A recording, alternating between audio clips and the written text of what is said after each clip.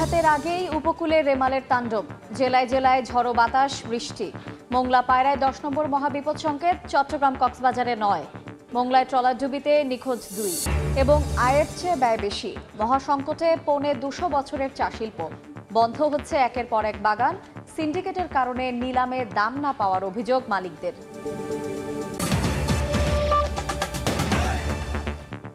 আমন্ত্রণ সময় সংবাদের নিয়মিত আয়োজন বিভাগীয় সময়ে। থাকছি সপ্তাহের 7 দিন ভিন্ন ভিন্ন বিভাগের সংবাদ নিয়ে। আজ থাকছে সিলেট এবং ময়মনসিংহ বিভাগ, সঙ্গে আছি আমি শায়লা রহমান ইমা। বিভাগীয় সময়ের শুরুতেই ঘূর্ণিঝড় রেমালের খবর। ঘূর্ণিঝড় রেমালের প্রভাবে ফুঁসে উঠেছে বঙ্গোপসাগর। জেলায় জেলায় ঝড়ো হাওয়ার পাশাপাশি বৃষ্টি হচ্ছে। ক্ষণে ক্ষণে শক্তি বাড়িয়ে আগ্রাসী রূপ ধারণ করছে ঘূর্ণিঝড়। নদীর পানি বেড়ে উপকূল ছাপিয়ে ঢুকে পড়েছে লোকালয়ে, ভেঙেছে বাঁধ। এদিকে মোংলায় ট্রলার ডুবির ঘটনায় নিখোঁজ রয়েছে শিশুসহ 2 জন।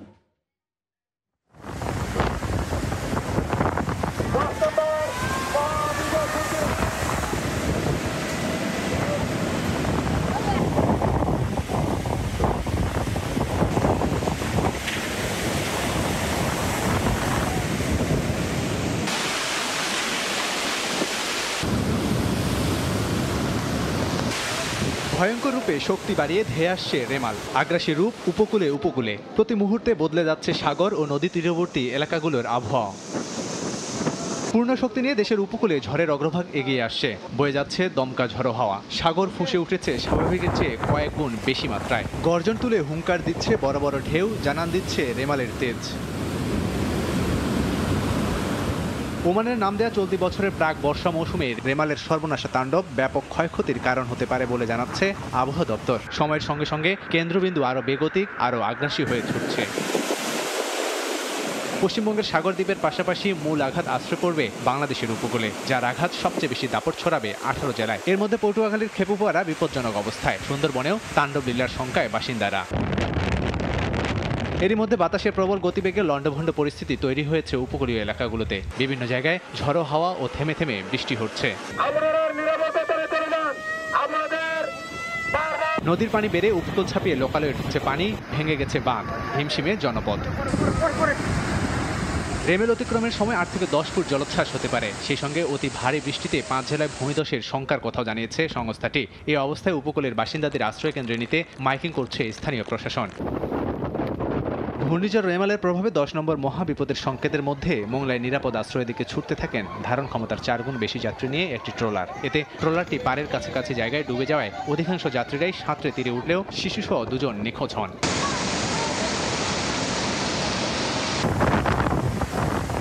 22 মে পশ্চিম মধ্য বঙ্গোপসাগরে লঘুচাপ সৃষ্টি হয়ে পরদিন নিম্নচাপে রূপ নেয়। 24 মে রাতে পরিণত হয় গভীর নিম্নচাপে। এরপর গভীর নিম্নচাপটি পর্যায়ক্রমে ঘূর্ণিঝড় রেমালে পরিণত হয়। আশ্রয় পড়ার পর প্রায় 12 থেকে 14 ঘন্টার মতো প্রভাব থাকবে রেমালের। লাবিব হাসান, সময় সংবাদ।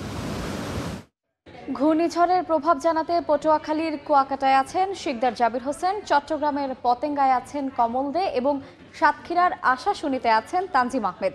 সরাসরি প্রথমেই যাচ্ছি জাবিরের কাছে।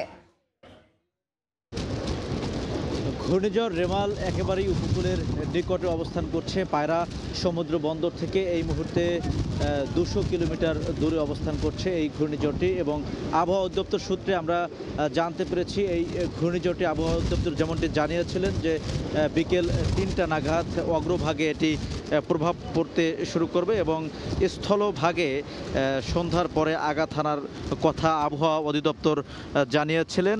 তো আমরা দেখতেই পাচ্ছি এই মুহূর্তে ঘূর্ণিঝড়ের প্রভাবে সাগর বেশ উত্তাল রয়েছে এবং ঝড়ো হাওয়া বইছে, সেই সঙ্গে গুড়ি গুড়ি বৃষ্টিও হচ্ছে।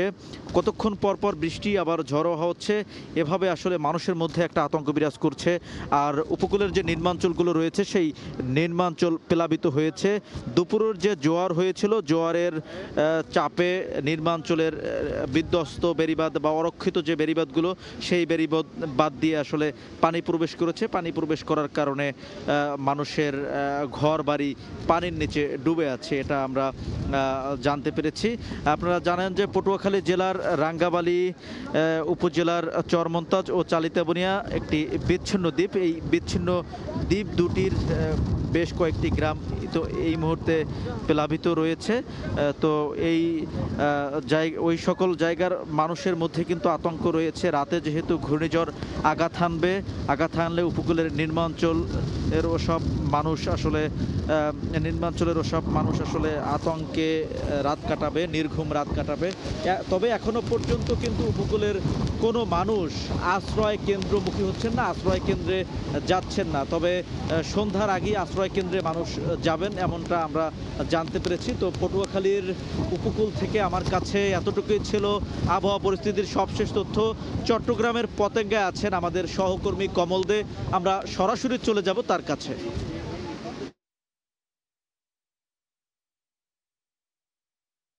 জাবের ঘূর্ণিঝড় রেমালের প্রভাবে আসলে এখন বড় বড় ঢেউ আসতে পড়ছে।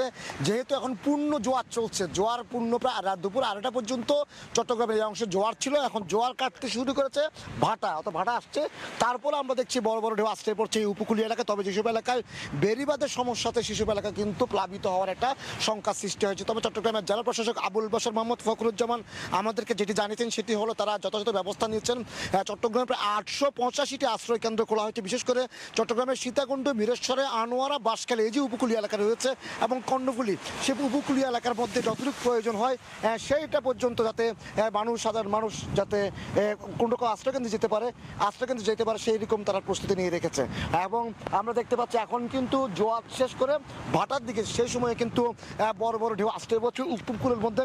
যেসব এলাকায় উপকূল একটু ক্ষতিগ্রস্ত সেই জায়গায় কিন্তু প্লাবিত হওয়ার সংখ্যা রয়েছে। যেহেতু আরেকটি বিষয়, ঘূর্ণিঝড়তে কিছুক্ষণ পর অতিক্রম করে যাবে। যদি ভাটা পড়ার সময় যদি ঘূর্ণিঝড় অতিক্রম করে যায় তাহলে হয়তো বা উপকূলে তেমন কোনো ক্ষতি হওয়ার সংখ্যা থাকবে না। তারপরে কিন্তু যারা উপকূলবর্তী মানুষ রয়েছে তাদেরকে সরে যাওয়ার জন্য বারবার মাইকিং করা হচ্ছে এবং পাহাড়ের লোকজনকে সরে যাওয়ার জন্য জেলা প্রশাসন ব্যবস্থা নিয়েছে বলে আমাদেরকে জানানো হয়েছে। ইতিমধ্যে চট্টগ্রাম সিটি কর্পোরেশন, চট্টগ্রাম বন্দর কর্তৃপক্ষ এবং জেলা প্রশাসন পক্ষ থেকে একাধিক নিয়ন্ত্রণ কক্ষ খোলা হয়েছে এবং তারা পুরো পরিস্থিতি পর্যবেক্ষণ করছে যাতে কোনো উপকূলীয় এলাকায় সাধারণ মানুষ না থাকে। যেহেতু কিছুক্ষণের মধ্যে জোয়ারের সময় এই ঘূর্ণিঝড় যদি অতিক্রম করে যায় তাহলে কিন্তু উপকূলীয় এলাকা ক্ষতিগ্রস্ত হবে, বিস্তীর্ণ এলাকা প্লাবিত হওয়ার সংখ্যা আছে এবং জলোচ্ছ্বাসের সংখ্যা রয়েছে। আর সেই কারণে কিন্তু বলা হয়েছে যাতে উপকূলের মানুষজন যেসব আশ্রয় কেন্দ্র করেছে 885টি যে আশ্রয় কেন্দ্র খোলা হয়েছে সেগুলি যেন সেখানে মানুষজন চলে যায় সেই নির্দেশনা দেওয়া হচ্ছে। তো এখন পর্যন্ত বলা চলে ঘূর্ণিঝড়ের যে প্রভাব সে প্রভাব পড়তে শুরু করেছে উপকূলীয় এলাকায় এবং বড় বড় ঢেউ আশ্রয় পড়ছে উপকূলে। বেড়িবাঁধ ক্ষতিগ্রস্ত হওয়ার সংখ্যা রয়েছে এবং একই সাথে প্রশাসনের পক্ষ থেকে বলা হয়েছে উপকূলবর্তী মানুষকে আশ্রয় কেন্দ্রে চলে যাওয়ার জন্য। তো চট্টগ্রাম থেকে এখন ছিল সর্বশেষ। আমরা চলে যাবো এখন সাতক্ষীরা সহকর্মী তানজিমের কাছে। ধীরে ধীরে কিন্তু ক্রমাগত বলতে হবে বৃষ্টি এবং বাতাসের যে বেগ সেটি বৃদ্ধি পাচ্ছে সাতক্ষীরার উপকূলে। একই সাথে নদ নদীর যে পানি সেই পানিও কিন্তু বাড়ছে। অর্থাৎ এখন পর্যন্ত সকাল থেকে 4 থেকে 5 ফুট উচ্চতায় কিন্তু নদ নদীর যে স্বাভাবিক পানি সেই পানি বৃদ্ধি পাচ্ছে এবং এর ফলে কিন্তু নদ নদীর পানি বৃদ্ধি পাতে তীব্র স্রোতও বয়ে যাচ্ছে নদীতে। একই সাথে কিন্তু যে বাতাসের বেগ, এই বেগের ফলে কিন্তু এক ধরনের উপকূলবাসী বুঝতে শুরু করেছে যে ঘূর্ণিঝড় রিমেল ধেয়ে আসছে, সেটি সন্ধ্যা নাগাদ যে আশ্রয় পড়ার কথা তার সত্যতা আসলে মিলছে। বাতাসে এই যে গতি, এই গতির ফলে অর্থাৎ সাধারণ মানুষ যারা এখানে কিন্তু বাতাসের বেগে দাঁড়ানোই যাচ্ছে না সেই অবস্থা। এবং নদীতে ক্রমান্বয়ে যে ঢেউয়ের অবস্থা, সেই ঢেউ বাড়ছে, নদী তীরে ঢেউ আশ্রয় পড়ছে, একই সাথে পানিও বৃদ্ধি পেয়েছে। তবে উপকূলবাসী এখন পর্যন্ত কিন্তু ঝড়ের পূর্বাভাস পেলেও আশ্রয় কেন্দ্রে যাওয়ার ক্ষেত্রে আমরা এখন কিন্তু অনিয়া দেখছি। উপকূলীয় বিভিন্ন জেলাতে বাঁধ ভাঙার খবর পাচ্ছি, সাধারণ মানুষ যারা রয়েছেন তারা খবর দেখছেন, শুনছেন। তারপরেও তারা যে মাইকিং করা হচ্ছে সেই মাইকিংও খুব একটা সাড়া দিচ্ছে না এখন পর্যন্ত। আশ্রয় কেন্দ্রগুলোতে আমরা খোঁজ নিয়েছি, সেখানে খুব বেশি মানুষ আশ্রয় কেন্দ্রে এখন পর্যন্ত যাননি। তবে তারা বলছেন ঝড় যদি শুরু হয় সন্ধ্যার আগে আগে হয়তো তারা আশ্রয় কেন্দ্রগুলোতে যাওয়া শুরু করবে, নিরাপদ আশ্রয়। একই সাথে কিন্তু জেলা প্রশাসনের পক্ষ থেকে যে সার্বিক নিরাপত্তা ব্যবস্থা সেটি নেওয়া হয়েছে এবং যে 187টি আশ্রয় কেন্দ্র সাতক্ষীরায়, পাশাপাশি 800-র বেশি যে শিক্ষা প্রতিষ্ঠান, স্কুল, কলেজ, মাদ্রাসা রয়েছে সেগুলোকে প্রস্তুত রাখা হয়েছে। ঘূর্ণিঝড় রিমেল আঘাত আনলে যেন এইসব জায়গাতে সাধারণ মানুষ রয়েছেন তারা যেন আশ্রয় নিতে পারেন। তবে এখন পর্যন্ত আমরা ঠিক যে স্থানটিতে রয়েছে এর এক পাশে শ্যামনগর এবং এক পাশে আশাশুনি, আমরা দেখতে পাচ্ছি যে আসলে ঠিক কিভাবে নদী তীরে ঢেউগুলো আশ্রয় পড়ছে। এবং শ্যামনগরে যে পাশটি আমরা এখন দেখছি সেখানে কিন্তু আসলে সাধারণ মানুষের স্বেচ্ছাশ্রমে নির্মিত যে বাঁধ, সেই বাঁধ উপচে কিন্তু হয়তো পানি আরো কিছুটা বাড়লে সেই বাঁধ উপচেও কিন্তু পানি লোকালয়ে প্রবেশ করবে। এবং স্থানীয়রা বলছেন যে টোটাল 660 কিলোমিটার যে বাঁধ রয়েছে সাতক্ষীরাতে, এর মধ্যে অন্তত 6 কিলোমিটার অধিক ঝুঁকিপূর্ণ।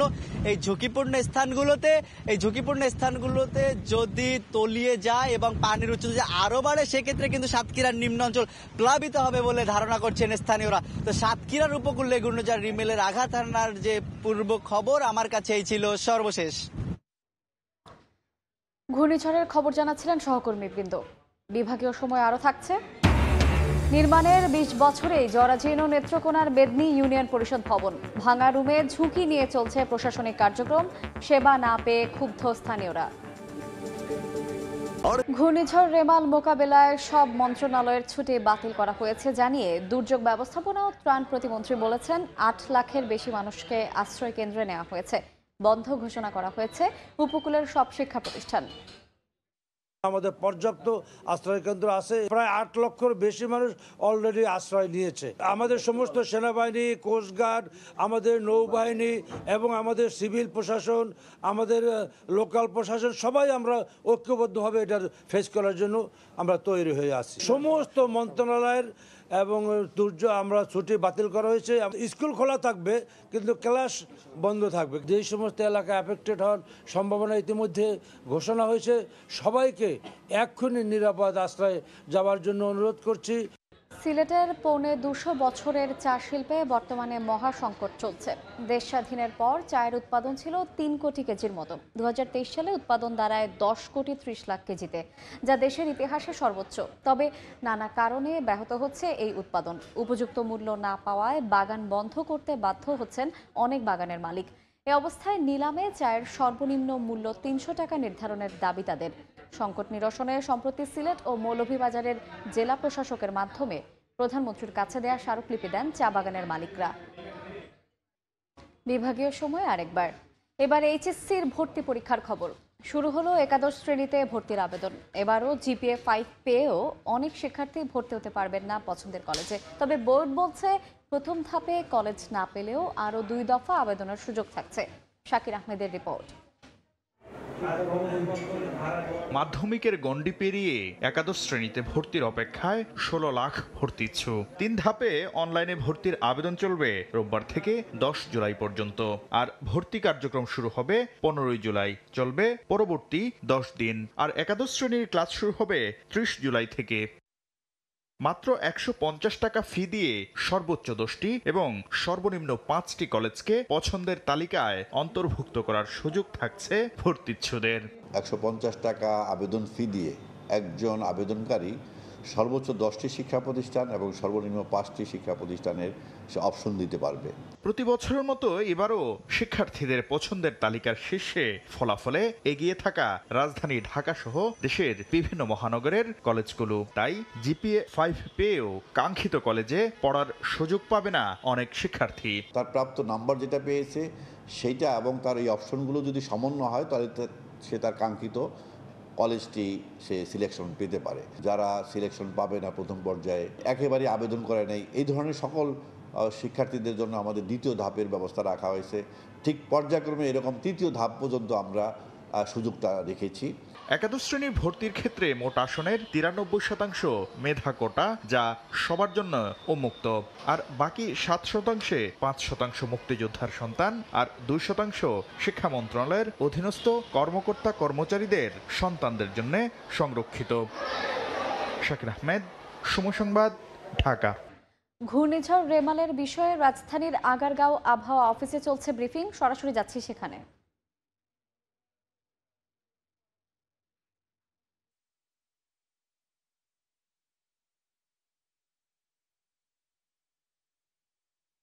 সাগর ও উত্তর সংলগ্ন এলাকায় অবস্থানরত প্রবল ঘূর্ণিঝড় রিমাল উত্তর দিকে অগ্রসর হয়ে একই এলাকায় অবস্থান করছে। এটি আজ 26 মে 2024 দুপুর 12টায় চট্টগ্রাম সমুদ্র বন্দর থেকে 335 কিলোমিটার দক্ষিণ পশ্চিমে, কক্সবাজার সমুদ্র বন্দর থেকে 315 কিলোমিটার দক্ষিণ পশ্চিমে, মংলা সমুদ্র বন্দর থেকে 220 কিলোমিটার দক্ষিণে এবং পায়রা সমুদ্র বন্দর থেকে 200 কিলোমিটার দক্ষিণে অবস্থান করছিল। বাংলাদেশের উপকূলীয় এলাকায় প্রবল ঘূর্ণিঝড়ের অগ্রভাবে, আমি আবার বলছি, বাংলাদেশের উপকূলীয় এলাকায় প্রবল ঘূর্ণিঝড়ের প্রভাবে বৃষ্টিসহ দমকা অথবা জোরো হাওয়া অব্যাহত রয়েছে। এটি আরও উত্তর দিকে অগ্রসর হয়ে আজ 26 মে 2024 সন্ধ্যা 6টা থেকে পরবর্তী 3 থেকে 4 ঘন্টার মধ্যে মংলার নিকট দিয়ে সাগর আইল্যান্ড এবং খেপুপাড়া উপকূল অতিক্রম করতে পারে। ঘূর্ণিঝড় রেমাল নিয়ে আবহাওয়া অফিসের ব্রিফিংয়ে সরাসরি যুক্ত ছিলাম। ঘূর্ণিঝড় রেমাল নিয়ে আবহাওয়া অফিসের ব্রিফিং সরাসরি দেখতে ভিজিট করুন সময় টিভির ফেসবুক পেজে। এই ছিল বিভাগীয় সময়ে। আগামীকাল থাকবো বরিশাল বিভাগের আয়োজন নিয়ে। এরপর আন্তর্জাতিক সময়ের সঙ্গে থাকবেন সহকর্মী ছোঁয়া খন্দকার। ধন্যবাদ ইমা। আন্তর্জাতিক সময় নিয়ে ফিরছি কিছুক্ষণ পর, সঙ্গেই থাকুন সময়ের।